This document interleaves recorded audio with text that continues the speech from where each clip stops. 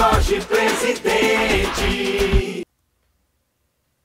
Papo reto com Eduardo Jorge. Está aqui conosco também o jornalista André Rossi. Eduardo Jorge esteve nos últimos dias em Alagoas, Pará, Rio Grande do Norte, Paraíba, não é isso, Eduardo? Como é que foi essa viagem? Ricardo, André, boa noite. Boa noite a todos. Não sei se é telespectador que a gente fala. Pode ser. Mas realmente eu saí daqui no último discussão que eu estive aqui com vocês, era na quinta-feira, nós estávamos falando com aquele rapaz, Ricardo Baitello, que é o especialista de energia do Greenpeace, que é um sujeito que mais entende de energia solar aqui no Brasil. E eu tive que deixá-los aqui e fui correndo para pegar o avião quinta-feira à noite em Guarulhos. Saí de lá quase meia-noite, direto para Maceió. E lá seguimos sexta, sábado, domingo e segunda. E cheguei de novo aqui em São Paulo, segunda-feira, quase meia-noite também, nesse percurso de 4 estados. Eu, nesse processo anterior, já tinha visitado 20 estados brasileiros discutindo o nosso programa que está no site desde março de 2014. Está no site eduardojorgepv.com.br, para mais detalhes, né, Eduardo? Tem o programa original de março de 14, que foi registrado no Tribunal do TSE, como aprovado pela Convenção de junho do Partido Verde. E depois tem mais essas 40 e tantas páginas, que é o resultado dessas viagens pelo Brasil, o resultado de entidades que nos procuraram, ou que nós procuramos sobre temas específicos, especialistas, seminários que nós fizemos. Então isso também está no site eduardojorgepv.com.br. O programa original de 14, que está no tribunal, e o programa ampliado, que completa esse programa e que continua aberto a ser aperfeiçoado. Mas essas 40 páginas, que já é resultado dessa inter-relação minha, do Partido Verde, com entidades nas viagens, já está à disposição de todos. E como eu recomendo que o pessoal consulte, porque são coisas muito detalhadas, né? E propostas muito específicas. Por exemplo, o item Cultura de Paz, que envolve a questão dos negros, dos índios, dos deficientes, da liberdade de orientação sexual, do desarmamento, das drogas. Tem 10 páginas novas, além dessas daqui. Bom, mas voltando à viagem que você falou, essa nova ida em alguns estados. Como é uma coisa muito rápida, nós tínhamos que ter uma estratégia. E a estratégia que nós seguimos foi ir em cada estado, chegando no estado, na capital, logo de manhã cedinho, dar uma entrevista para a imprensa, e a frequência foi sempre muito boa, televisões, várias televisões, jornais, sites. E depois ir em cada estado visitar um local que tivesse um valor simbólico na história daquele estado e, de certa forma, na história do Brasil, e que tivesse relação com o que nós estamos defendendo. Ótimo. Então, em cada estado a gente fez isso. Uma entrevista ampla com a imprensa e depois partimos para o interior dos estados. Só para você ter uma noção, vocês terem uma noção, nesses 4 dias nós andamos por terra quase 1.600 quilômetros. Então foi 400 quilômetros cada dia para poder ir no local do estado. Em Alagoas você foi aonde? Em Alagoas nós saímos de Maceió e fomos visitar um local extraordinário para a história de Alagoas e para a história do Brasil e para o programa do PV. A Serra da Barriga, o local, a casa do zumbi, o Quilombo. Quilombo?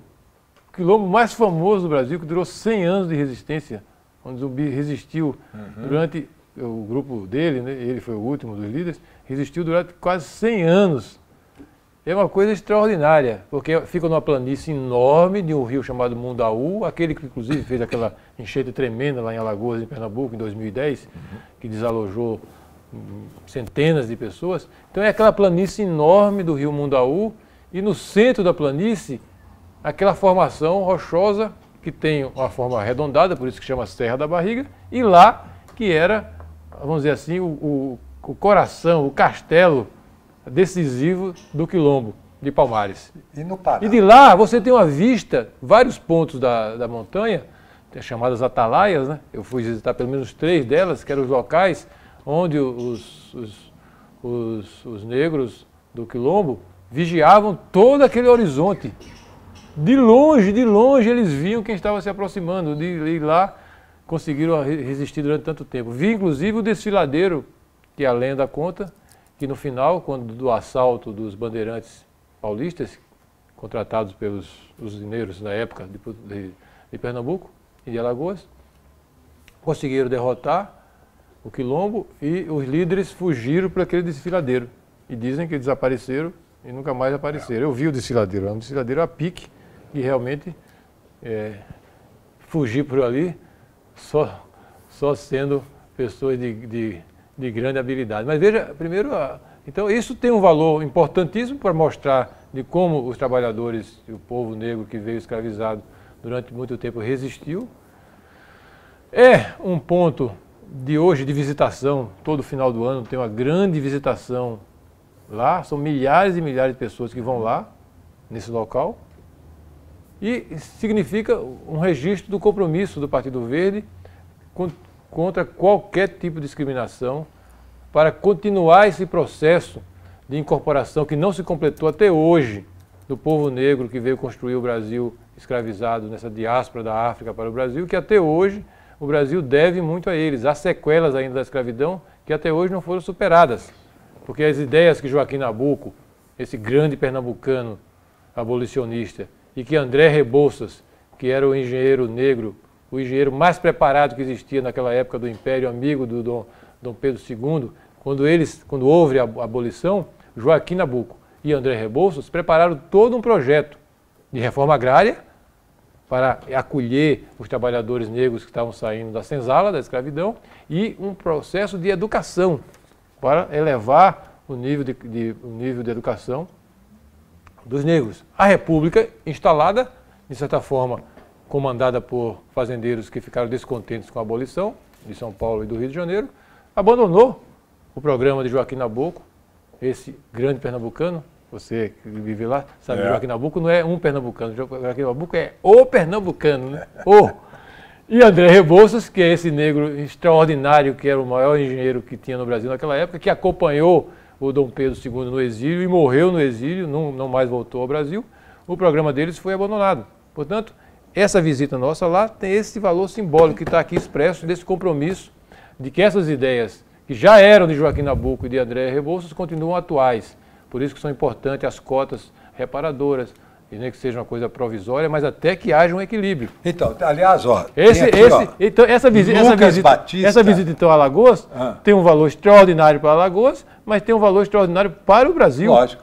Para o programa do PV. Veja, aqui é Facebook ou é... É o Facebook, é o Lucas Batista, exatamente. Ele quer saber sua opinião sobre sistema de cotas. Exatamente. Porque as perguntas estão bombando aqui, viu, Eduardo? Exatamente por isso que o Partido Verde é favorável. Enquanto existia ainda esse déficit de inclusão social decorrente de uma abolição mal resolvida, é necessário que haja essa reparação, até que haja um equilíbrio com a universalização da educação, com a diferença entre a extrema riqueza e a extrema pobreza, que na extrema pobreza a quantidade de negros é muito maior do que as outras, do que os brancos. Então, enquanto não houver esse equilíbrio, né, as cotas são necessárias. Um dia elas vão deixar de ser necessárias, quando a educação for uma educação universal de qualidade para todos e quando não existir essa extrema riqueza, essa extrema pobreza no Brasil, com a concentração de população negra muito maior na extrema pobreza. Por isso que o Partido Verde considera que essas cotas são necessárias, sim. Então essa foi a primeira visita nossa em Alagoas. Deixa eu interromper um pouquinho as visitas, porque as perguntas estão bombando aqui, Eduardo. A gente, inclusive, fez uma enquete, olha só, nós fizemos uma enquete durante a semana inteira, perguntando para as pessoas sobre o que, olha, está ali a enquete, ó, sobre o que elas gostariam que você tratasse, tá certo? Então, ó, deu parlamentarismo, deu quanto lá, Ricardo? O André, dá para ler lá, não? Não dá para ler. Muito bem, então vamos lá. Parlamentarismo, economia sustentável, política internacional e cultura de paz. É a primeira vez que me perguntam sobre política internacional. E o PV é o único partido que, nesses programas todos, tem um capítulo só sobre isso. É o capítulo 10. Se você for lá no site eduardojorgepv.com.br, está no capítulo 10. É o último capítulo do nosso programa registrado no TSE e complementado pelo programa ampliado. Mas e outras notícias. Posso falar sobre isso. Tudo bem. E outras notícias que foram bombando essa semana. Por exemplo, o efeito estufa. A notícia que saiu sobre o recorde de emissão de gases de efeito estufa que provocam as mudanças climáticas. Está lá a notícia, ó, atinge recorde. Tem também uma tragédia que atingiu o Rio de Janeiro, né, da moça que se internou numa clínica para fazer aborto e desapareceu há mais de 2 semanas. Né? O nome dela é Jandira. Ali, ó. Mulher sumida após ser levada para fazer aborto no Rio, pagou R$ 4.500. Eduardo, esse é um drama, né? Como é que o seu programa de governo, as suas propostas, como é que enfrentam esse problema do aborto? Nesse caso, por exemplo. Você quer que eu comente então o caso da do Jandira, aborto? essa moça Jandira? No nosso programa do Partido Verde, e isso é uma posição do Partido Verde do Brasil e do Partido Verde em todos os países, é que a interrupção da gravidez não é um planejamento familiar. Ou, na verdade, a interrupção da gravidez é uma falta ou falha de planejamento familiar. Eu sou autor da lei de planejamento familiar no Brasil, já falei isso aqui uma vez, falo de novo, né?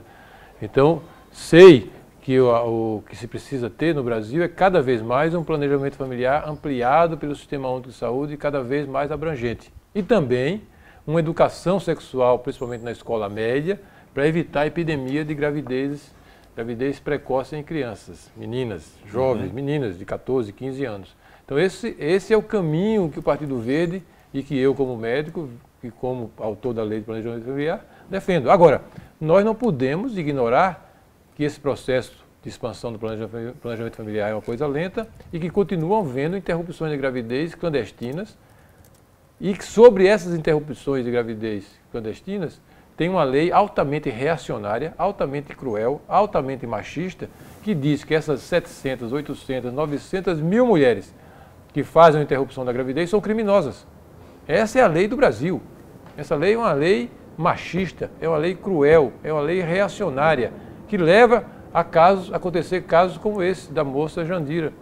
Mortes maternas, é a 4ª causa de morte materna no Brasil, são os abortos, as interrupções de gravidez feitas em condições precárias, sequelas físicas, sequelas psíquicas. Por isso que o Partido Verde, de forma aberta e corajosa, diz: é preciso derrubar essa lei reacionária, machista e contra as mulheres brasileiras.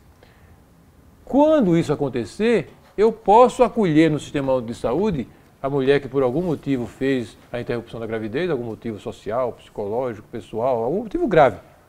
Eu vou acolhê-la no Sistema Único de Saúde, vou atender de forma decente, de forma correta tecnicamente e vou orientá-la para que não recorra mais ao aborto, que vá no planejamento familiar que o SUS coloca à disposição dela. Portanto, a longo prazo, revogando essa lei contra as mulheres do Brasil, que classifica as mulheres de criminosas por fazer uma interrupção da gravidez, eu vou poder acolhê-las no SUS e vou diminuindo progressivamente o número de abortos que acontece no Brasil. Essa é a posição, muito, acho, racional e humana que o Partido Verde está tendo a coragem de defender.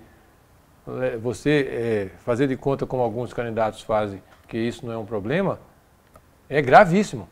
É gravíssimo, porque isso afeta milhares de mulheres e quando a mulher tem um companheiro que a ama, afeta ele também, porque tem muitos homens que, na hora difícil como essa, deixam a mulher sozinha.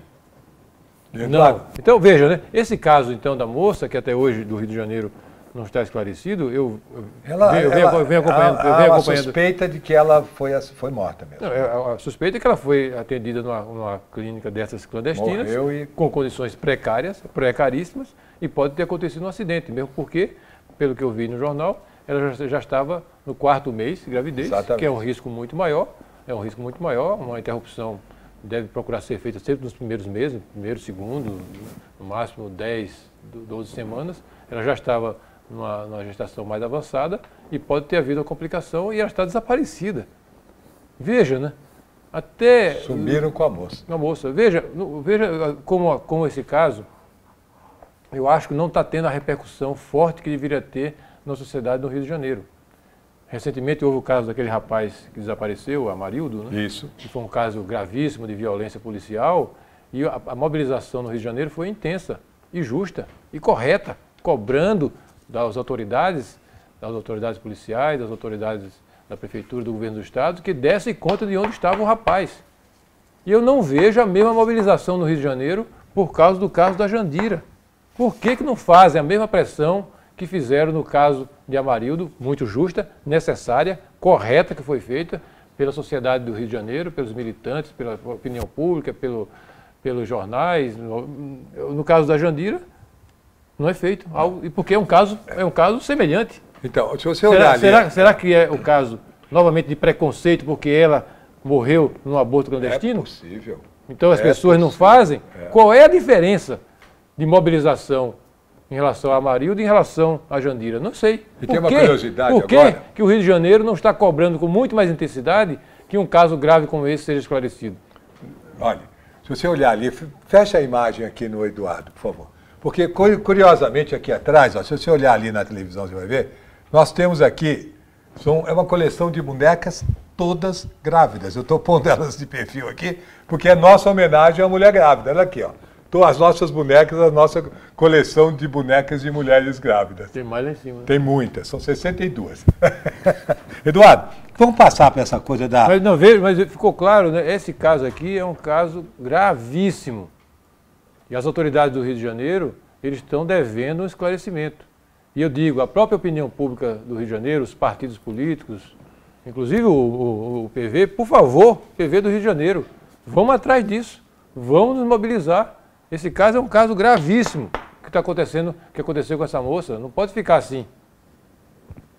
Eu queria voltar para uma notícia também de hoje, que é esse recorde do efeito estufa, né? Da emissão de gases de efeito estufa que provoca mudanças climáticas.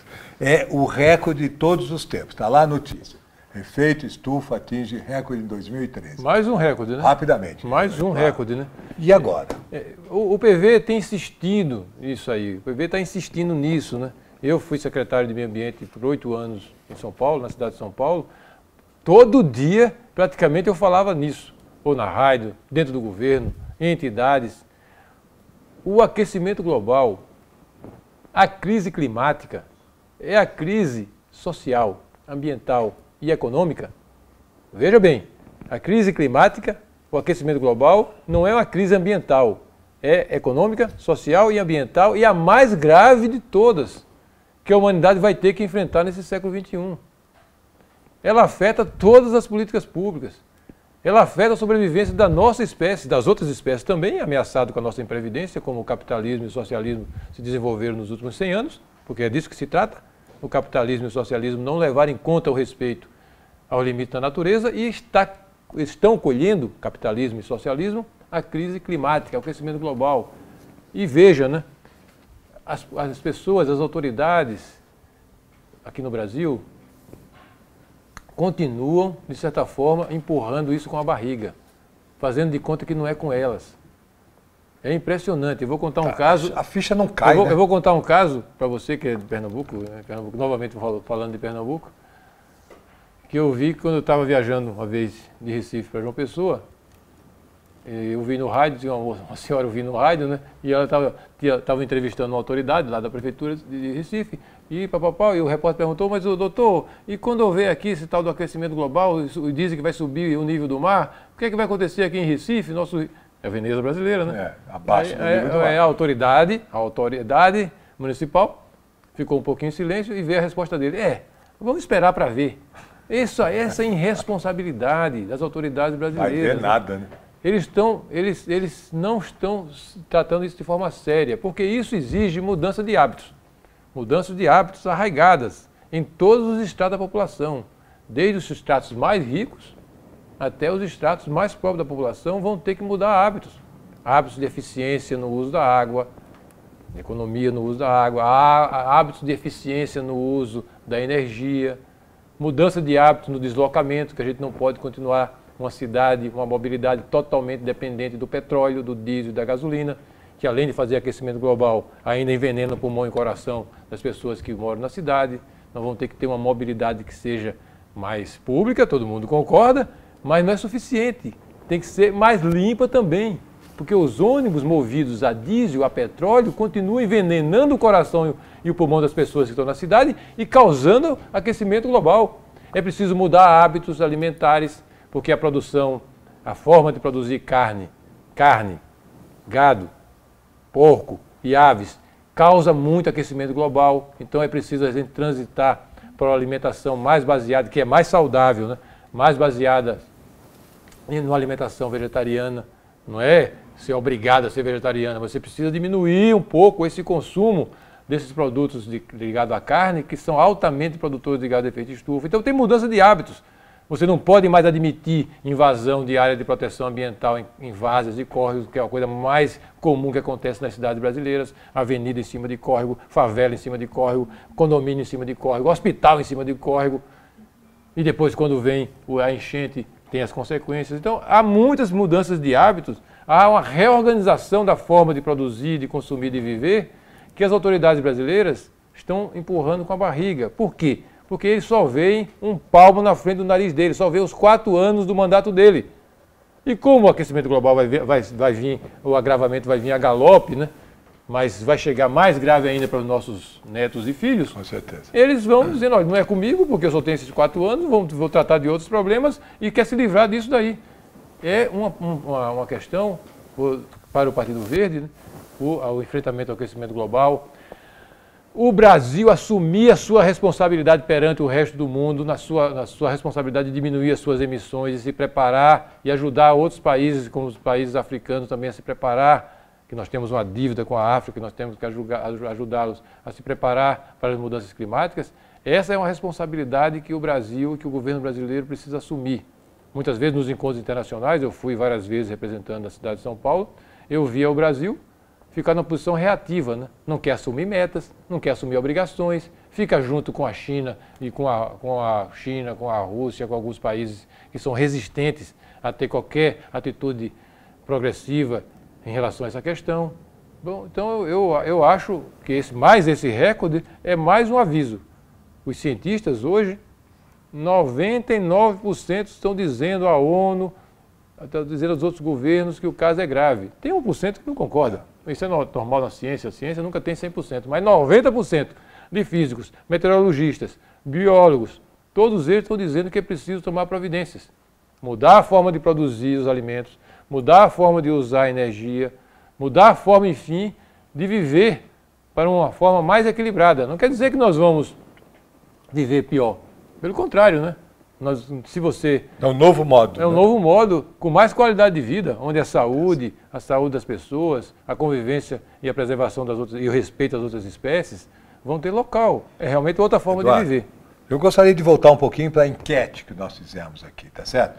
Que olha, parlamentarismo, 30% das pessoas querem ouvir você falar sobre parlamentarismo, sobre economia sustentável, sobre também a cultura de paz. Por qual você quer começar? Economia sustentável, um pouco eu já falei, porque a questão do clima e o aquecimento global vai reorganizar toda a produção. Por exemplo, uma questão chave do desenvolvimento sustentável, da economia verde, como que você quiser chamar, é a questão da energia, a geração da energia. Qual é a matriz energética do Brasil e como a gente caminha para uma matriz energética mais equilibrada. O Brasil tem uma matriz energética relativamente mais limpa do que a média dos países. Por vamos dizer assim, uma bênção da natureza e de Deus que nos dá uma produção de energia por hidrelétricas muito grande. Mas mesmo assim, o que tem acontecido é que enquanto outros países que tinham uma matriz energética mais suja estão caminhando para uma matriz energética mais limpa, o Brasil está indo na contramão. Cada vez mais, já está em 60% na matriz energética de combustíveis de formas sujas, principalmente o petróleo. O Brasil cada vez mais parece que vai apostando no petróleo, uma forma de energia suja, poluente, envenena o pulmão e o coração das pessoas e a saúde do planeta, e diminui o nosso percentual de energias renováveis. O Brasil está indo na contramão. Já está em 60% de sujas e 40% de renováveis. Mas estão aumentando as sujas, ao contrário dos outros países, que estão aumentando as limpas e diminuindo as sujas.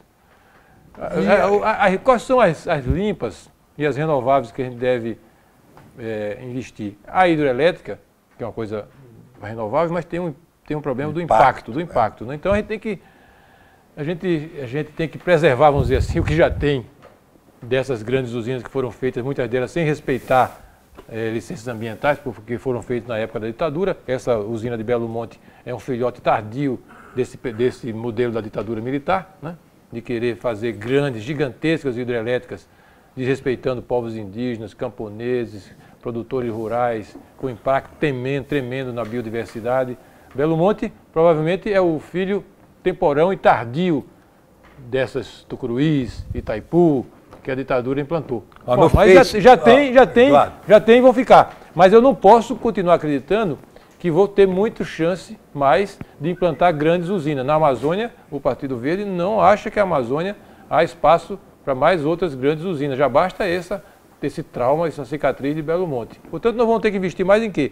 Em etanol, em biomassa, a partir da palha da cana, para gerar energia.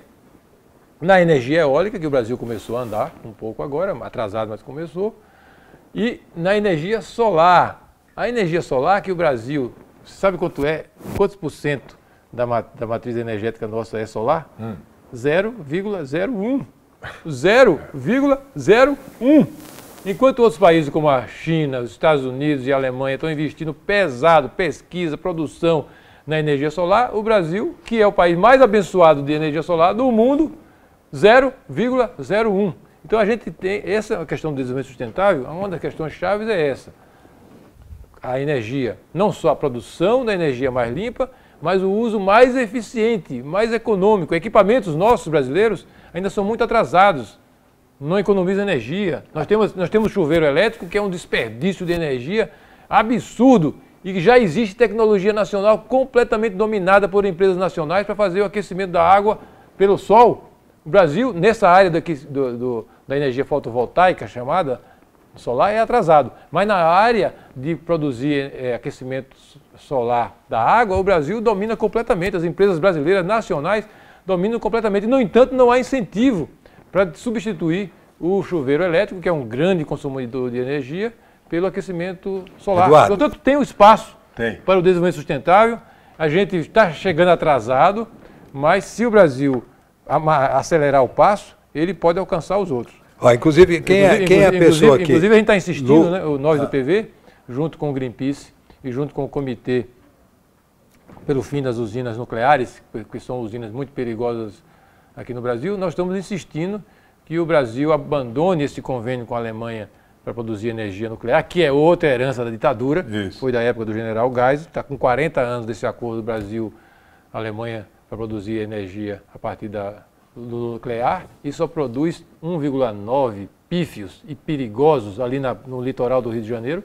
A gente está querendo, nós do PV, o Greenpeace e o Comitê Antinuclear do Brasil, que o Brasil feche esse acordo, acabe com esse acordo. O prazo para encerrar esse acordo é agora, 18 de novembro de 14. Já entregamos um ofício para a presidenta Dilma, queremos falar com ela, queremos ser recebida para ela, para a gente lançar essa mensagem para a Alemanha, que a gente não quer continuar no acordo nuclear com a Alemanha e quer fazer um acordo solar com a Alemanha. Porque aí, juntando o Brasil e a Alemanha, porque a Alemanha é o país vanguardeiro na pesquisa, muito mais do que a China, muito mais do que os Estados Unidos, a China e os Estados Unidos compram a pesquisa da Alemanha. Então, se você fizer um acordo solar Brasil-Alemanha, você vai casar dois países com a riqueza tremenda. A Alemanha com a riqueza na pesquisa e o Brasil com a riqueza solar que o Brasil tem. Então, Brasil e Alemanha, unidos num acordo pela energia solar, nós vamos enfrentar a China, vamos enfrentar os Estados Unidos em pé de igualdade daqui a uns 10 anos na produção de energia solar. Eduardo, estão bombando aqui as perguntas, amigo, sobre vários assuntos. Espero que não seja bomba atômica. Segurança pública na Belo Monte, quem foi? Vamos lá. A Lufa Loca, né? Facebook. Perguntou sobre... Eu não falei das outras viagens, não falei da Paraíba. Calma, a gente vai voltar lá. Temos que atender aqui o nosso público, né? Para divulgar um pouco mais. Eu quero falar, pelo menos, do Pará, da Paraíba e do Rio Grande do Norte. Olha, tem pergunta sobre banco... Eu prometi a eles que eu falaria aqui. É lógico que vai. Banco Central, segurança alimentar e tal. O Banco Central eu já falei no próprio debate, né? A visão do Partido Verde é que uma das mazelas da nossa economia é que nós estamos sob uma espécie de controle das 10 famílias bancárias, que mantém o juro tal Selic, juro básico altíssimo, porque garante os rentistas nacionais e estrangeiros, grandes rentistas nacionais e estrangeiros, ganhando lucros fabulosos com essa altíssima taxa de juros que que o governo e os bancos acertam, né? Prejudicando o orçamento nacional, porque quase 40% do orçamento nacional fica imobilizado para pagar o juro para esses rentistas, aí com isso falta dinheiro para a educação, falta dinheiro para a saúde, falta dinheiro para a agricultura familiar, falta dinheiro para combater a população sair da pobreza em direção a um estado de autonomia de trabalho, falta dinheiro para tudo no orçamento, só não falta dinheiro com essa política atual para os rentistas, para aqueles que deixam o dinheiro depositado e ganham juros altíssimos, inclusive uma parte deles de fora, que vem aqui buscar o dinheiro com essa taxa altíssima que o governo federal tem propiciado aos bancos e leva o dinheiro para fora. Portanto, essa história de Banco Central independente é só para manter esse reinado dessa política pró-rentistas. Nós do Partido Verde somos contra. O Banco Central tem que seguir a política dos governantes e do parlamento eleitos pelo povo. Que história é essa, né? E vai ter agora uma instituição que está acima da eleição dos representantes do povo. Um Banco Central independente? Independente de quem? Independente do povo que elegeu os governantes e independente dos bancos e dos rentistas que garantem as suas rendas sem trabalhar, recebendo esses juros altíssimos, prejudicando a indústria nacional, prejudicando os trabalhadores, prejudicando o orçamento da União e, portanto, prejudicando o avanço que a gente precisa ter na área da saúde, na educação, etc. O PV é totalmente contra, acha que essa questão do Banco Central independente é só um fetiche para garantir esse poder desmedido que os bancos têm hoje sobre a economia do Brasil. Ok, olha, aí vem uma pergunta essa aqui, quem mandou? Exatamente, a Caroline Rodrigues pelo Facebook, ela pergunta qual é a sua opinião, Eduardo, sobre uma pena para maus tratos contra animais. Sim, minha opinião? Isso. O Partido Verde, como é o nome dela? É a Caroline Rodrigues, pelo Facebook. Carolina, o Partido Verde é o único partido que no capítulo Cultura de Paz botou, o item 8, tem um item só sobre bem-estar animal e sobre o novo abolicionismo. Deixa eu mostrar enquanto você fala. Vai falando sobre ele. Então aqui tem uma posição que eu acho que é a mais avançada em relação a essa questão. Inclusive a posição nossa sobre de divulgar a opção da alimentação vegetariana, que às vezes as pessoas perguntam, mas que coisa estranha, por que um candidato a presidente da República fala uma coisa dessa? Eu falo, porque, em primeiro lugar, porque esse compromisso que a gente tem com o bem-estar e com não ter nenhum tipo de maltrato com os animais. O PV não quer impor o vegetarianismo, seria ridículo, autoritário, totalitário fazer uma coisa dessa. O que nós estamos dizendo é que uma alimentação vegetariana ela é melhor para a saúde das pessoas, para a nossa saúde, porque está provado que uma alimentação com excesso de gordura, com excesso de carne, é prejudicial à saúde dos humanos, ponto 1. Segundo, ela vai, do ponto de vista social, ela é mais justa, porque naquele espaço onde você está lá criando gado, criando porco, criando aves, se você usar para o plantio de cereais, de legumes, de feijão, você vai produzir 5, 6 vezes mais, portanto, vai enfrentar de forma muito mais eficiente o problema da fome no mundo. Ainda vai ser uma forma de proteger o ambiente, porque a criação do gado ele é altamente invasivo em relação ao meio ambiente e poluição dos rios. E, em terceiro lugar, é uma atitude de cultura de paz, porque não se justifica mais que você torture animais nas granjas, nos sítios, nos abatedouros, quando já há condição, do ponto de vista técnico da agricultura, da segurança alimentar, do desenvolvimento da ciência da nutrição, para você prescindir desses maltratos aos animais. A produção de carne, de ave, de suínos e de gado é um eterno maltratar os animais. Eu recomendo fortemente, quem tem dúvida sobre isso, que assista um vídeo feito pelo Instituto Nina Rosa. Nina Rosa é uma das maiores autoridades no bem-estar animal, na defesa do respeito às outras espécies, da convivência com as outras espécies, que é uma moça daqui de São Paulo, tem o Instituto Nina Rosa, e ela tem um vídeo chamado A Carne é Fraca. Está disponível no YouTube. Eu peço que quem não conheceu, quem não viu, veja. Veja e depois veja se você tem coragem de mostrar aquele vídeo ao seu filho, ao seu neto de 4, 5, 6 anos, o que é que sofre os animais para produzir esses alimentos para os humanos. E quando não é mais necessário. Quando nós estávamos nas selvas, nas cavernas, nas savanas, que lutávamos em quase em condições de igualdade com os outros animais e outras feras, era uma coisa. Mas agora a humanidade evoluiu, a ciência evoluiu, a agricultura evoluiu, a ciência médica e nutricional evoluiu. Para que então você continua maltratando os animais? Isso nós chamamos aqui de um novo abolicionismo. Um novo abolicionismo. Uma convivência de cultura de paz entre a nossa espécie, que é uma espécie mais desenvolvida do ponto de vista da inteligência, do raciocínio, mas isso não nos dá mais direito em relação às outras espécies. Pelo contrário, dá mais obrigações de garantir que as outras espécies possam continuar vivendo e convivendo conosco nesse planeta tão maravilhoso. Portanto, o Partido Verde é totalmente afinado, né, com essas pessoas abnegadas que pelo Brasil inteiro, né, doam um pouco do seu tempo, né, para defender os animais, evitar maltratos dos animais. Nós estamos com eles. Políticas públicas, como por exemplo, aqui nós fizemos aqui em São Paulo, em relação a cães e gatos, que são os animais mais próximos da nossa convivência, uma coisa muito importante, uma política pública muito importante, que inclusive a Organização Mundial de Saúde recomenda, que antigamente as políticas de saúde pegavam os cães e gatos e sacrificavam para evitar a raiva, né? Essa política já foi superada. Qual é o conceito novo? O conceito novo hoje é você fazer uma espécie de planejamento familiar dos cães e gatos que convivem conosco. Porque o problema dos animais é o abandono.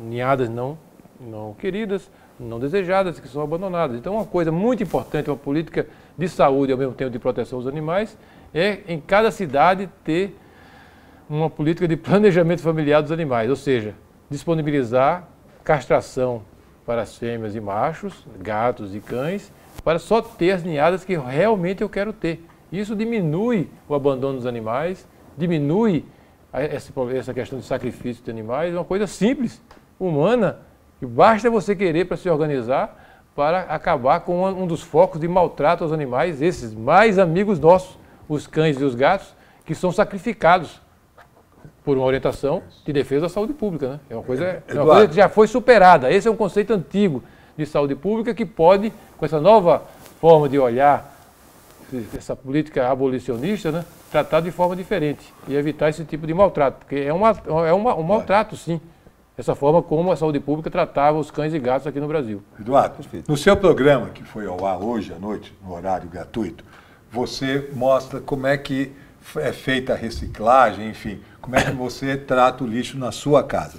O Mário, pelo Twitter, pergunta sobre reciclagem. Não é Exato. isso? Ele pergunta exatamente quais são as vantagens da reciclagem para um país como o Brasil. E mais do que isso, quando você, no programa de hoje, disse, você até pergunta, há quem diga que ciência é um assunto para um candidato a presidente da República tratar. E eu pergunto, será que tem assunto mais importante ou menos importante? Ou o cotidiano das pessoas não é um assunto para candidato a presidente tratar? O lixo é um assunto importantíssimo do ponto de vista do aquecimento global, porque grande parte da produção de gás de efeito de estufa na cidade é feita nos aterros sanitários. Quando tem aterro sanitário, mesmo quando é um aterro sanitário correto, controlado, licenciado, né, ele produz muito gás de efeito de estufa.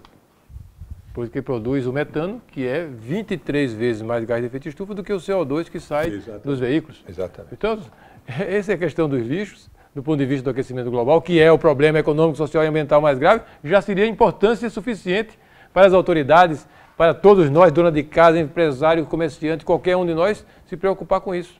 Além de tudo, né, o peso orçamentário de uma coleta de lixo correta na cidade é gigantesco. Aqui na cidade de São Paulo, que eu fui secretário durante 8 anos e acompanhei muito isso, tentando ajudar a Secretaria de Serviços que cuidava aumentar a reciclagem, nós gastamos uma média, hoje até mais deve ser, na minha época, chegava a R$1 bilhão por ano para arrecadar 17 mil toneladas por dia, para mandar para 2 aterros sanitários gigantes. Aqui não tem lixão, tem aterro sanitário, mas R$1 bilhão por ano. Veja então, né? Se cada pessoa na sua casa, no seu local de trabalho, no seu comércio, na sua indústria, cada pessoa, seja ela da classe trabalhadora ou seja um industrial, um comerciante, se dedicar a seguir aquela política dos chamados 3 R's, que é reduzir a produção de lixo, reutilizar o que é possível e reciclar tudo o que é possível, ela na sua casa, na sua casinha de trabalhador na periferia do Rio de Janeiro ou de Salvador, ou ele na sua fábrica, na sua grande fábrica, né, reduzindo, reutilizando e reciclando, ele vai primeiro economizar dinheiro do orçamento. Na minha casa, esse programa, a gente mostrou que a gente conseguiu reduzir uns 40%. Às vezes, se todo mundo fizesse, em vez de 1 bilhão, eu ia economizar 400 milhões. É muita coisa. Quantos hospitais, quantos programas de saúde da família, quantos creches a gente poderia construir numa cidade como São Paulo, se todo mundo economizasse 40% na produção de lixo da sua casa, do seu comércio, da sua indústria? Você vai pressionar menos os recursos naturais, porque se eu reduzo, se eu faço a reutilização e se eu reciclo, eu deixo de pressionar os recursos naturais para produzir plástico, para produzir vidro, para produzir papel. Tudo encadeado, né? Está tudo encadeado. Então, eu aprendi, nesse tempo que eu fiquei na Secretaria, esses 8 anos, a questão do lixo, do ponto de vista da educação ambiental, é o jardim de infância do ecologista, da pessoa preocupada com o desenvolvimento sustentável. Você entra por aí, porque todo mundo pode contribuir. E depende de você, da sua vontade. Depende de mim, depende. Porque na minha casa, no meu bairro ainda não tem a coleta seletiva, o que é uma verdade. A coleta seletiva está muito atrasada no Brasil todo, né? Mas eu procuro. Tem muitas entidades que mesmo quando não tem coleta seletiva na cidade, elas fazem, tem cooperativas de catadores, é só procurar. Tem algumas empresas, supermercados que disponibilizam locais para levar. Vamos levar lá, vamos fazer a nossa parte. Uma coisa interessantíssima que eu aprendi, que na minha casa já está há uns 10 anos funcionando, né? Que a coisa mais difícil é você fazer a redução e a reciclagem é o lixo orgânico, né? Claro. É o resto de comida, né? É. Porque ali, vidro, papel, plástico, a gente limpando direitinho, bota nas caixas, se tiver coleta seletiva, a prefeitura leva para as cooperativas, se não tiver, eu levo no local. Em muitos países, as pessoas levam no local. Mas o lixo orgânico, esse é difícil, né? Resto de comida, resto de arroz, de feijão, casca de frutas, né? Pois bem, nós descobrimos, e tem vários grupos no Brasil fazendo isso, né? Que tem uns chamados minhocários, com três caixinhas, assim, eu acho que o nosso programa mostrou isso, né? Que você pode ter no quintal da sua casa, pode ter na varanda do apartamento, tem vários tamanhos, e as minhocas, eles transformam todos aqueles restos orgânicos que normalmente vão para os aterros sanitários, produzir gás metano, fazer aquecimento global, em humus de minhoca, adubo da mais alta qualidade. Então você, em vez de mandar para o aterro sanitário, quando tem aterro sanitário, o pior ainda quando é lixão, você faz a transformação de parte do seu lixo orgânico, porque as minhocas não gostam de carne, nem de gordura. São sábias até nisso. Mas todo o resto, né, elas devoram tudo o processo e me devolvem humus de minhoca. Aquele humus de minhoca que a gente compra na floricultura como o melhor dos adubos. Eu tenho algumas árvorezinhas no quintalzinho que a gente tem lá em casa, uma jabuticabeira. A jabuticabeira, esse ano já está na 3ª safra. É uma coisa incrível, né? Porque eu tenho adubo em casa até para exporto para os vizinhos. Veja, né? Como a gente pode agir, como essa questão do lixo, né? Que eu digo, né? É uma questão que para quem nenhum candidato a presidente fala sobre isso, eu fico às vezes curioso. Eu fico até perguntando. Ficam falando Banco Central, a economia, né? E as coisas do cotidiano, Eduardo. Por exemplo, bicicleta. A nossa presidenta, que poderia explicar, por exemplo, que teve uma lei aprovada há uns 2, 3 anos atrás, que dava um prazo de X anos para que todas as cidades se organizassem e tivessem pelo menos um aterro sanitário decente. Passou o prazo, acabou o prazo agora. Não aconteceu nada. Agora, faz um mês. Eu sei. E mais da metade dos 5.500 e tantos municípios brasileiros não cumpriram o prazo. E agora estão pedindo adiamento. Será que dá para adiar? Exatamente. E o que é que o Ministério do Meio Ambiente, o que é que o governo federal fez para ajudar os municípios? Porque o governo federal, na sua gula pantagruélica de orçamento, fica com quase 70% do dinheiro dos impostos. De todos. E os municípios, coitados, ficam com seus 10, 11%.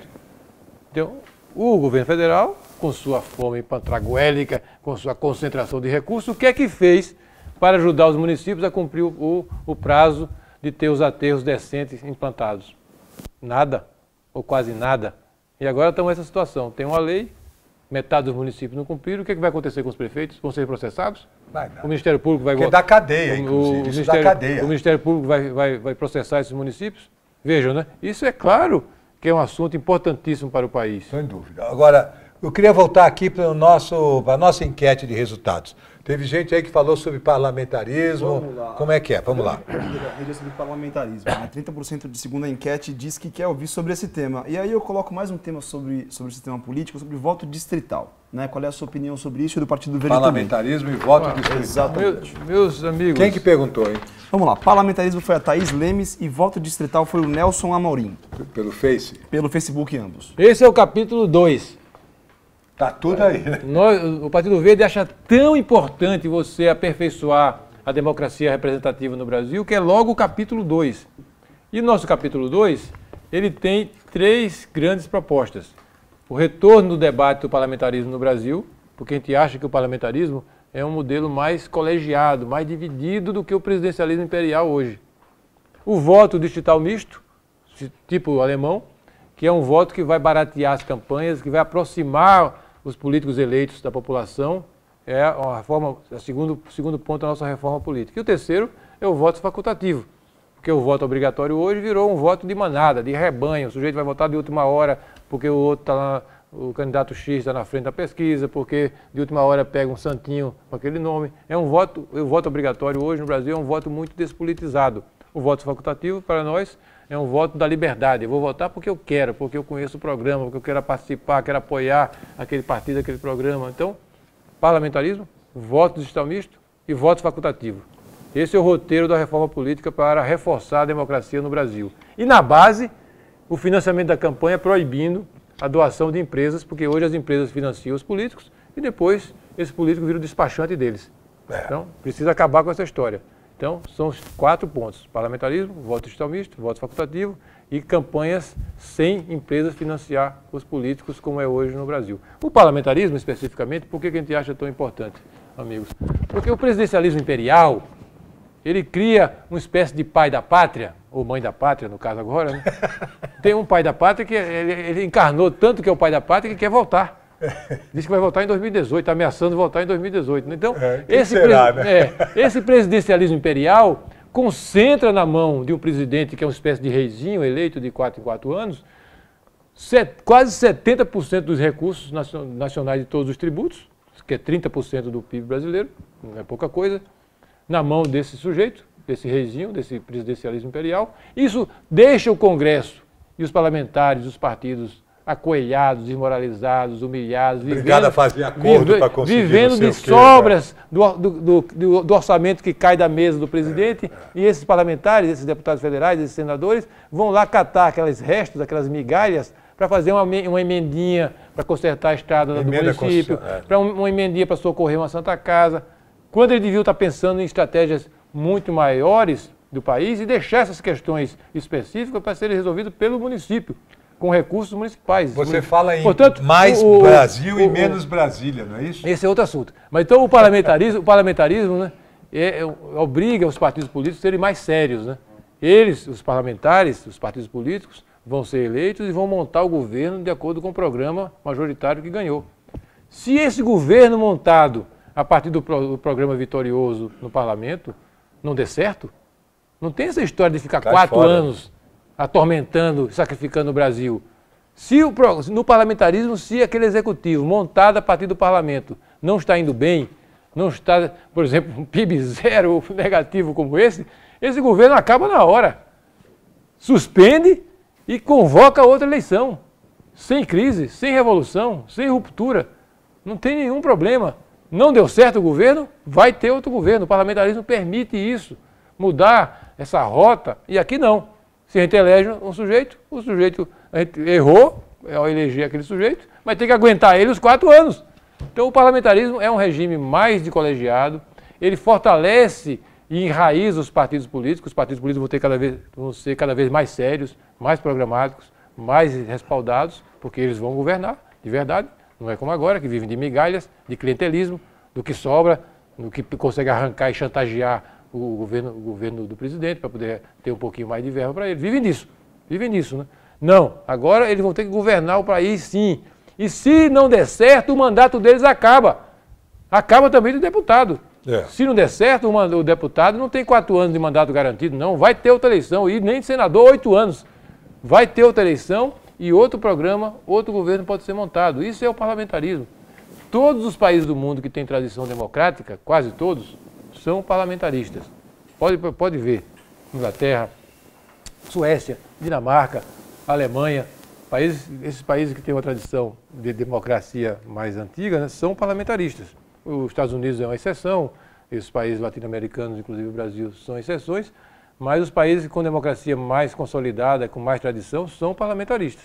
Por isso que o PV quer voltar essa discussão do parlamentarismo, por isso que o PV, inclusive, cobra do PSDB que seja coerente com a sua fundação. Eu lembro, na época, quando eu estava na Constituinte, quando pessoas importantíssimas, líderes importantíssimos do MDB, como Mário Covas, como o Franco Montoro, saíram do PMDB para formar um partido para defender o parlamentarismo. E hoje, né, o que é que o PSDB fala em relação ao parlamentarismo? Ah, porque nós perdemos o plebiscito. E daí? Perdeu um plebiscito, a coisa não foi bem explicada, não quer dizer que não possa haver outra consulta popular, mais bem explicada, com razões mais bem expostas. O Partido Verde é hoje, para a vergonha do PSDB, o único partido que levanta a bandeira do parlamentarismo no Brasil e procura dialogar, acordar os outros partidos para esse regime mais democrático, mais renovador, mais colegiado que é o parlamentarismo. E sair do presidencialismo imperial.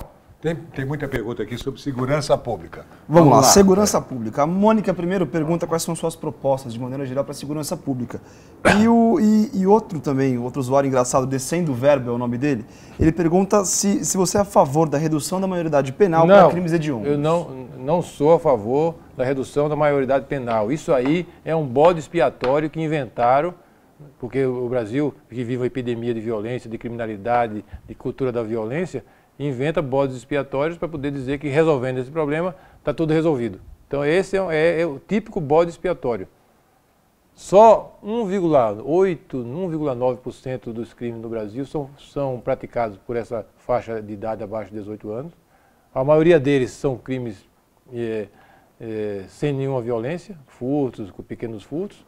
E existem alguns casos, realmente de casos mais graves, e esses casos mais graves são levados de forma sensacionalista, de forma absurda na mídia, se faz um carnaval em torno desses fatos isolados, desses crimes mais violentos em pequena quantidade, que são casos que deveria ter uma atenção maior do ponto de vista psicológico, às vezes são casos até de problemas psiquiátricos, que esse menino deveria ter uma assistência maior em relação a ele, se concentrar nesses casos. Então isso daí é o típico bode expiatório de quem não tem condição de enfrentar os verdadeiros problemas da violência no Brasil. Nós não somos a favor de alterar a idade penal prevista na Constituição. O que nós somos a favor é de que cumprir os programas sociais e educativos que são previstos no Estatuto da Criança e do Adolescente, que o Brasil está muito atrasado em cumprir. Está muito atrasado, com exceção de um ou outro estado, que já avançou mais. Nós não estamos cumprindo os programas socioeducativos previstos para os meninos que causaram algum tipo de delito. Muito bem. Mas quanto à segurança pública, tem uma coisa muito importante que não vai dar tempo aqui, mas nós estamos apoiando a proposta de reforma da polícia, das polícias brasileiras, da unificação da Polícia Militar, da Polícia Civil, que é uma emenda apresentada pelo senador Lindenberg e preparada por Luiz Eduardo Soares, que é um dos maiores especialistas brasileiros em segurança pública, e até brigou lá no governo federal e foi mandado embora porque as teses dele são teses corretas, não foram adotadas, né? Mas o Luiz Eduardo Soares preparou uma emenda constitucional que está tramitando no Congresso Nacional, que está aqui citado no nosso programa, e nós estamos apoiando de reforma da polícia no Brasil. Não dá tempo para a gente estudar aqui, nem falar isso agora aqui. Até porque tem que falar da sua viagem. Mas, vou insistir nessa questão da criminalidade, o Brasil é um dos campeões mundiais de assassinatos. Esse ano parece que chegou a 56 mil, ano passado foi 54. Está girando em torno de 55 mil brasileiros assassinados por ano. Não tem nenhuma família de trabalhadores mais pobres, de trabalhadores mais de classe média, de famílias ricas, que não tenha hoje insegurança quando seus filhos saem na rua mesmo os velhos saem na rua, todo mundo fica inseguro. É um medo total hoje, com razão. Porque a saúde, por um lado, e a violência, por outro, são os dois problemas mais graves hoje da família brasileira. Então esse problema tem que ser enfrentado. E tem várias propostas... E um pouquinho da saúde. Tem várias, não, vou falar primeiro da violência. Tá. Tem várias propostas aqui. Mas a proposta mais abrangente e que dá resultados mais abrangentes em relação a combater a força do crime, a economia do crime, a epidemia de violência no Brasil, 55 mil assassinatos por ano e só 8% são esclarecidos. É um número escandaloso. Não existe crime pior do que tirar a vida de outra pessoa, de matar uma pessoa. E, no entanto, o Brasil, a polícia, a justiça só esclarece 8% dos 55 mil assassinatos por ano. Portanto, a proposta mais abrangente do Partido Verde é a descriminalização das drogas ilícitas, começando pela maconha. Eu insisto, né? Essa é uma questão que vai ter uma repercussão positiva na saúde, porque eu vou poder tratar com os usuários que usam essas drogas ilícitas de uma forma adulta, recomendá-los que não usem, diminui o uso de forma moderada, explicar por que essa droga psicoativa, seja legal como o álcool, seja a cannabis ilegal, que vai ser, se fosse legalizada, causa prejuízo para a sua saúde. E se o sujeito ficar dependente, que no caso da maconha 10% fica dependente, eu posso tratá-lo logo no começo, e não como hoje, que o sistema de saúde já encontra ele no fundo do poço. Então, do ponto de vista da saúde pública, é fundamental você mudar essa política das drogas do Brasil, como já o Uruguai, Estados Unidos e outros países estão mudando. Mas do ponto de vista da violência, é chave também, porque eu vou tirar essa preocupação, que é a preocupação máxima da polícia hoje, não tem concentração para esclarecer os assassinatos, mas fica correndo atrás o tempo todo, num jogo de gato e rato, com traficantes, né? Quando a gente sabe que 90%, 95% dos presos traficantes são pequenos traficantes que foram presos desarmados, sem arma de fogo, sem nada. Mofar na cadeia, rapazes com 20, 25 anos, que depois o tráfico vai lá, recruta outro na periferia, e a polícia correndo atrás disso, e não toma conta dos casos do sequestro, os casos de assassinato, os casos de violência de verdade, né? Então, a legalização vai liberar a polícia para se concentrar nos crimes mais violentos. E vai também dar condição do Estado recuperar o controle das penitenciárias. Porque hoje as penitenciárias, que são verdadeiras panelas de pressão, barril de pólvora, onde era para ficar 8 pessoas num quarto, eu fui ver aqui no Centro de Detenção Provisória de Pinheiros, que dizem que é um dos mais bem organizados, tem 24 no lugar de um quarto que é para dormir 8, tem 8 camas, os outros tudo dormem no chão. Num pátio onde era para ter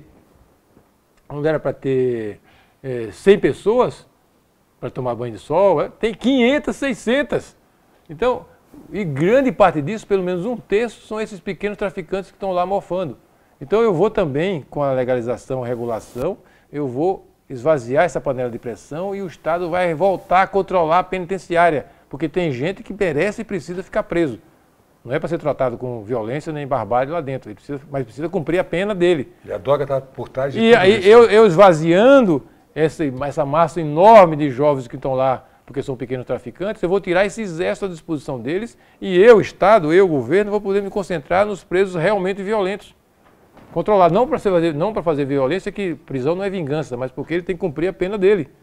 E hoje, na verdade, ele está usando a cadeia como uma escola de crime, como uma central de crimes. E o governo não tem condição de controlar uma panela de pressão dessa. Olha, você me pediu para te lembrar da sua viagem. Veja, então, essa questão, amigos, falando da questão da segurança pública e da violência, hoje, insisto, né, a legalização das drogas psicoativas é uma questão importantíssima do ponto de vista da saúde e do ponto de vista do enfrentamento da economia do crime, para enfraquecer o poderio desses criminosos que, com o dinheiro do tráfico, compram armas de último tipo, armas superiores da própria polícia, financiam outras atividades criminosas pelo mundo afora. E nenhum candidato se manifesta sobre isso, né? Não se manifesta porque provavelmente acha que esse sistema atual é o único possível, talvez o melhor, que é um absurdo, que é uma insensibilidade, para não dizer coisa de pior, que é uma covardia política, né?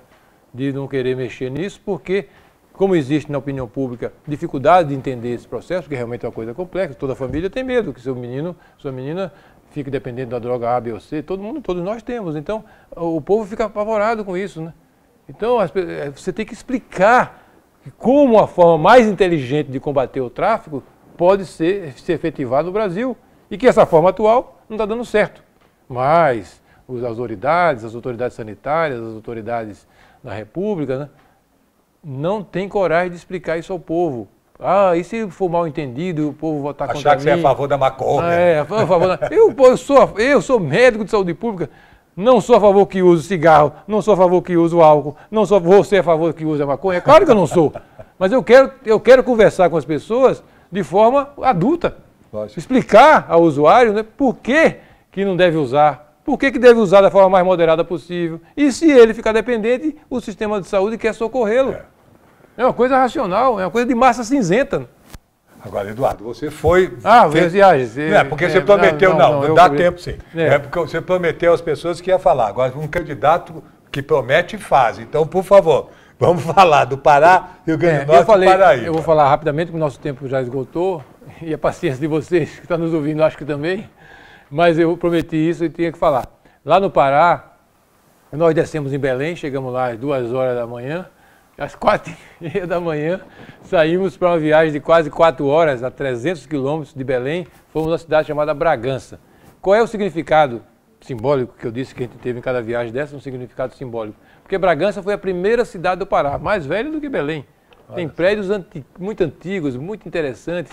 Fica lá na fronteira com o Maranhão, na beira do rio Caetés, e é uma área tradicional de produção agrícola familiar. E que agora, no estado-país, o Pará é um estado-país, mas que é tratado hoje por Brasília como uma espécie de colônia. É lá para tirar minério bruto e exportar. É lá para produzir energia em grandes hidrelétricas, e o Pará, falta energia para o Pará. Então, o Brasília, trata o estado do Pará como uma colônia. E, no entanto, aquele povo lá de Bragança, aquela cidade de Bragança, que é um centro tradicional de produção de alimentos, sempre foi um centro tradicional de produção de alimentos para o Pará e um pouco para o Maranhão, está abandonado. A agricultura familiar não tem prestígio, não tem apoio, né? Então, essa visita a Bragança tem esse significado. O significado de ser a primeira cidade fundadora daquele estado, porta da Amazônia, verdadeiro país da complexidade de riqueza do Pará, uma cultura muito própria, e ao mesmo tempo esse apreço do PV pela agricultura familiar, pela produção de alimentos como atividade agrícola mais importante, atividade econômica, não só agrícola, econômica, mais importante que o PV vê. Então esse foi o significado da viagem para Bragança. Depois de lá nós fomos para Mossoró, no sertão do Rio Grande do Norte. E lá Mossoró, quem não conhece Mossoró não sabe, mas é uma cidade sertaneja, a segunda mais importante do Rio Grande do Norte, parecida assim com a importância de Campina Grande para João Pessoa, de Caruaru para Pernambuco. E duas coisas levaram... Campina Grande para Paraíba, né? Para Paraíba, Campina Grande para Paraíba e Caruaru para Pernambuco. E duas coisas nos levaram a escolher Mossoró. Primeiro, foi a primeira cidade do Brasil onde a mulher conseguiu o direito de votar. Primeiro, cidade do Brasil onde a mulher votou, lá em décadas do século passado. E segundo, é uma cidade dinâmica, progressista, semelhante a Campina Grande também, lá na Paraíba, é uma cidade dinâmica, progressista, cheia de gente inventiva, empreendedora, né? Que é um modelo de município, né? Bem cuidado, bem administrado, que é um modelo assim, de município progressista que o PV quer ver espalhado pelo Brasil, porque a gente quer que a vida administrativa, política, a atenção à saúde, à educação, ao apoio à agricultura, seja forte nos municípios. Então essa visita a Mossoró é uma homenagem a uma cidade empreendedora sertaneja, como outras, poderíamos ter visitado Campina Grande, na Paraíba, ou Caruaru, em Pernambuco, mas escolhemos Mossoró também por esse fato. Primeiro lugar onde a mulher votou no Brasil. E depois fomos para João Pessoa, e de João Pessoa, minha querida cidade de João Pessoa, que eu morei lá há muito tempo, teve entrevistas com as rádios, tivemos um encontro muito interessante com lideranças da religião de origem africana, que foram mostrar e falar para a gente como têm sido perseguidas ultimamente, e o nosso programa contra a perseguição, contra os preconceitos, contempla essa defesa deles terem respeitado as suas tradições religiosas. Foi um encontro muito bacana, com mais de 100 deles. Mas um ponto chave da nossa visita à Paraíba foi para visitar, na cidade de Sapé, também no interior da Paraíba, a casa onde morou João Pedro Teixeira e a sua mulher Elizabeth Teixeira. Os dois, talvez, maiores líderes camponeses da história recente do Brasil, que comandaram as ligas camponesas na década de 60 na Paraíba. As ligas camponesas da Paraíba chegaram a ter 50 mil camponeses filiados. Que ano isso, mais ou menos? 1960, 62. Em 1962, João Pedro, quando voltava, veja que história, João Pedro voltava de João Pessoa com os livros que foi comprar para os filhos dele. Eles tinham quase, ele e Elizabeth tinham quase, eram 11 filhos.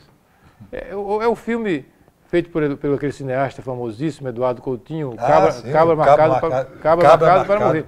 O Cabra Marcado para Morrer é João Pedro Teixeira. Desceu no Café do Vento, chamado, né, que era um café na estrada entre Campina Grande e João Pessoa, e foi assassinado por asseclas, por capangas dos usineiros da Paraíba, e ali ficou estendido no chão com os livros e os cadernos que ia trazendo para a família, para os meninos dele.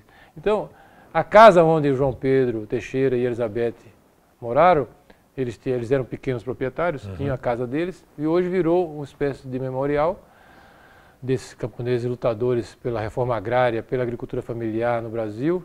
E nós fomos visitar o Partido Verde da Paraíba comigo para mostrar novamente esse apreço do Partido Verde pela agricultura familiar, por João Pedro Teixeira e sua mulher Elizabeth Teixeira, que são pioneiros, brasileiros pioneiros, paraibanos, pioneiros nessa luta pela agricultura familiar. A agricultura familiar para o Partido Verde é a principal atividade econômica da agricultura. É ela que fornece os alimentos para os brasileiros. É ela que, se apoiada pelo governo federal através do BNDES, em vez de jogar milhões e milhões em criadores de gado, em frigoríficos, como fez, se jogasse uma parte desse dinheiro para a agricultura familiar, para o apoio à agricultura familiar, para criar em cada entorno das cidades brasileiras um cinturão de agricultura familiar, mas não agricultura familiar primitiva, agricultura familiar progressista, limpa, orgânica, credenciada como orgânico, produzindo alimentos limpos para chegar na mesa das nossas famílias.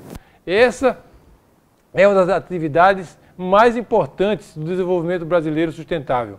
A agricultura familiar, em torno das cidades, para gastar pouco combustível para levar o produto para a cidade e torná-lo mais barato, e limpos, alimentos limpos, a agricultura familiar moderna. Além de tudo, você fixa uma vida confortável, porque os rendimentos da agricultura familiar moderna e orgânica vai dar um rendimento para o agricultor bastante razoável. Ele vai ter uma vida confortável também no campo, né? Porque ninguém quer ter uma vida primitiva. Lógico. Tem que ter uma vida confortável. Portanto, a visita à casa de Elizabeth e de João Pedro Teixeira, que eu recomendo que as pessoas que vão à Paraíba façam isso. No caminho de João Pessoa para Campina Grande, ali na altura do Café do Vento, na entrada para Sapé, depois 2 quilômetros, tem um pequeno desvio, você atravessa um riozinho, o rio dá para atravessar um rio, e você chega na casa deles. Uma casa com uma varanda, uma casa modesta, mas uma linda casa, com a paisagem para a agricultura familiar, estão lá plantando também. É uma coisa importantíssima para a história do Brasil e para a história da Paraíba, que eu fiquei feliz de, numa campanha como essa, poder ressaltar a importância que João Pedro e Elizabeth tiveram para os camponeses do Brasil e o compromisso do Partido Verde com a agricultura familiar no Brasil. E tudo isso está no www.eduardojorgepv.com.br. Gente, nós vamos tentar, inclusive, botar algumas fotos, né? Dessa viagem? Espero que vamos pôr vídeo também. Espero que os nossos acompanhantes tenham feito belas fotos de Mossoró, de Sapé, de Bragança e do Quilombo do Zumbi, né? Nós continuamos no site, no seu site, no Facebook, etc., com a enquete. Dê sua sugestão, dê sua opinião sobre o que nós devemos falar aqui no Papo. Agora outro dia, porque agora acabou seu tempo. Estou acabando. Eu já estou acabando. Mas eu queria pedir também, para quem quiser mandar perguntas em vídeo, faça isso, vai ser um prazer colocar você aqui na tela fazendo suas perguntas. Olha, é só mandar, grave com o seu celular, grave com o seu celular, dispare a sua pergunta para o endereço do Eduardo no Instagram, que é Eduardo Jorge BR, de Brasil. Eduardo Jorge BR. André Rossi, mais uma vez, obrigado. Eduardo, estamos aí para você dizer até logo. Não, quero dizer até logo e que se tiver alguém do Rio Grande do Norte, da Paraíba, do Pará e de Alagoas, eu fico muito satisfeito com o apoio que vocês nos deram e agradeço essa oportunidade de ter ido a símbolos, a locais tão simbólicos para a história do Brasil. Ok. Quinta-feira, às 8h30 da noite, aqui, Papo Reto com Eduardo Jorge. Boa noite. Oi, Lopes.